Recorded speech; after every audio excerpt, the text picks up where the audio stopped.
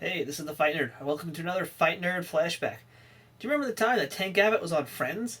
No? Well, let me refresh your memory.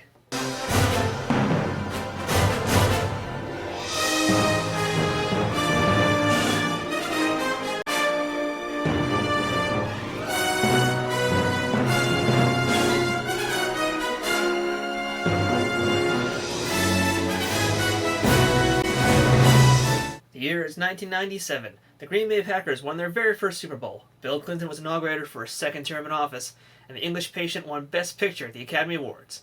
Meanwhile, every Thursday night, America tuned to NBC to watch 6 Manhattanites drink coffee and rotate sex partners on a weekly basis. You guessed it, I'm talking about Friends. Near the end of the third season, Monica began dating a millionaire named Pete, which brings us to the aptly named episode entitled, The One with the Ultimate Fighting Champion. At least you know what you're getting yourself into. Although, in reality, there was no real Ultimate Fighting Champion on the show. Huh. Someone messed up there. Our show begins where else but the coffee shop. Do you think there's a town in Missouri or someplace called Sample? And as you're driving into the town, there's like a sign and it says, "Urine Sample"? This show lasted 10 seasons, really. Alright. Monica walks in to begin the plot when who should interrupt it but Billy Crystal and Robin Williams. Why? Beats me, at least they're funny. What's the matter? Tim, I have a feeling my wife is sleeping with her gynecologist. Well, they're usually funny. Anyway, Monica at last expedites the plot. This is something, why is this happening to me? I don't know, maybe it's my wound. Alright, this show is going 0 to 60 in no time. So, after the opening credit montage, Monica explains this episode's dilemma. He wanted to tell me he's going to compete in some ultimate fighting competition thing. Why? What is it? I don't know exactly. It's sort of like wrestling. Oh? Yeah, but without the costumes. Oh. Clearly, you've never watched Japanese fights before, have you, Phoebe? And it's not fake. It's totally brutal. Yeah, it's two guys in the ring, and the rules are, there are no rules. Anything goes except eye gouging and fish hooking. Sounds like they did more research than John McCain. In the meantime, we get our first taste of the subplot about Chandler's boss slapping him on the butt in a rather homoerotic fashion against his will. Team's about hard work, but it's also about having fun. Good to have you aboard. Bing! Not much more can say about that, nor do I want to say about that. Cut to the hugely oversized apartment that two waitresses could never afford in real life as Ross That's right, orders Ryder. tickets for the UFC. Winona Ryder for 6. Thank you. Yeah, we have the reservation. All right, buddy, way to go. And we're back to the homoerotic humor already. Good times, good times.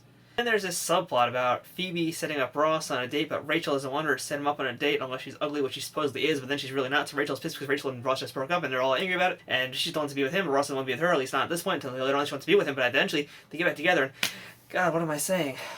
You are iron. You are Now we get to watch Pete getting sweaty with his Asian trainer. Monica comes in to talk to her man about the So fight. listen, my friends were telling me a little bit about this ultimate fighting thing. Well, it sounds really dangerous. I don't want you to get hurt because I kind of like you. Oh, well, I kind of like you too. I mean, when I don't see your face or hear you or when you talk, just mostly when your shirt is off. I don't want to get hurt. Pete either. reassures Monica Be by smart talking about his this. training regimen. See these guys? They're the best trainers in the world. And Ho Chi here used to be a paid assassin. A house painter. He used to be a house painter. It's funny because he's Asian and knows martial arts automatically. Oh, I love Asian stereotypes. They're the best. Okay, good. Kids, well, maybe we could have a little workout of our own. No. No boom boom before big fight. No boom boom. They did it again. It's funny because his English is bad and his skin is not white. Oh, that's good. That's good. So fast forward to the subplot because he didn't come here to get a recap of the Rachel Ross thing again that you've already heard and seen. I don't want to get back into that trauma. Finally, we're inside the arena as we see Ross finding his way to his chair. That's actually a pretty cool cup. I'd definitely get that on eBay if I saw it. Anyway, it's time for the fight introductions by none other than the voice of the Octagon, Bruce Buffer, who was in fact making his acting debut on this episode of Friends. And he would go on to continue playing the same role he's played his entire life on other shows. Pete makes his way in with a parody of the Gracie Train. The difference between them and with Pete is that Pete brought a handful of people, whereas Hoist brought the entire nation of Brazil with him. Hold on, is Pete wearing a white belt in this scene? Well, at least that gives him more knowledge over Tank Abbott, who finally waddles to the octagon. Actually, Tank was in the peak of his career at this point. His record was still respectable enough. If this was filmed 10 years later, well, yeah. Here we go, gentlemen, here we go. Are you ready? Now that's funny. And so the fight begins, and we proceed to watch Pete get nail marked like never before. Wait, you don't know what getting nail marked is? Let me refresh your memory of that one too. Step in. Oh, that's it. Oh, that's it. So Pete gets his ass handed to him, and Monica gives him a little love. Aww. Can I just tell you how proud I am of you? It would be nice after hearing 20,000 people chant, "You suck." I'm not impressed by your performance. Well, you're not going to keep going, are you? Well, let me ask you a question. Am I the ultimate fighting champion? No, but you've got more street cred than the Just Bleed guy. Well, I'm not going to stop until I'm the ultimate fighting champion. Now that's the die-hard attitude we expect in an Ultimate Fighter. Never know when to quit. Like Shannon Rich. Or Mark Coleman. Or just like Ken Shamrock. Or, well, we already mentioned that though. And now we get some more subplot about Chandler getting spanked and finally explaining, dude, I'm just not that into you. I'm a little bit uncomfortable with the way that you express yourself. Oh, and don't get me wrong, I appreciate the sentiment. It's just that I have a rather sensitive posterior. And besides, it's making all the other guys jealous. You're okay.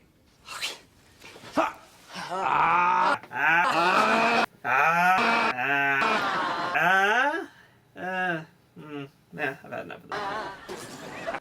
Okay, let's speed past Rachel and Rossland and check back in on Pete, who I guess fought again or fell off his bike and suddenly is in a full body cast.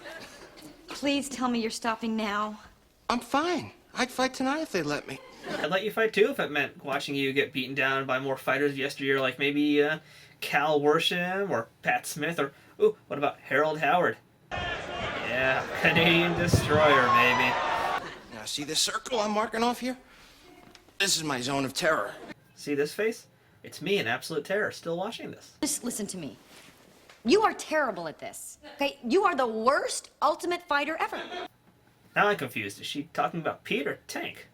So Monica dramatically breaks up with Pete, but not before one last zinger. Bye. Monica? Yes? Could you leave a note? Because I'm on a lot of painkillers now, and I don't know if I'll remember this tomorrow. It's funny because he has trauma to the brain. But seriously, kids, don't do painkillers. They can become highly addictive. Dull the pain today, dull your life tomorrow.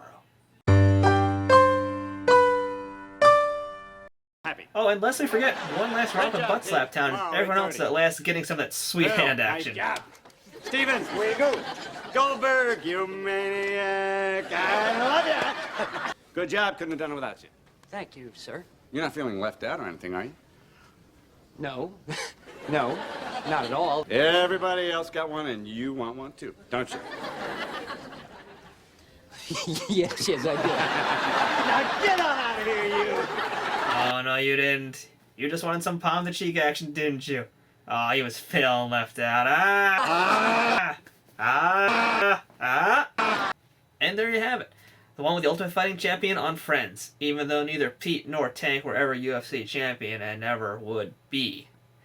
But at least the show helped launch the acting career of Tank Abbott. I don't think Goldberg needs any pumping up, but he'll take it. What a shot! Well, no, it didn't.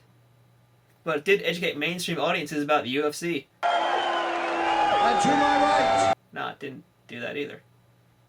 Well, it showed us Jennifer Aniston's boobs, and that's really what's important about this. I'm the Fight Nerd, and remember, you can't change the past, but you can repress it. Thanks for watching. This video is brought to you by FromTheGut.us, your source for the latest MMA news.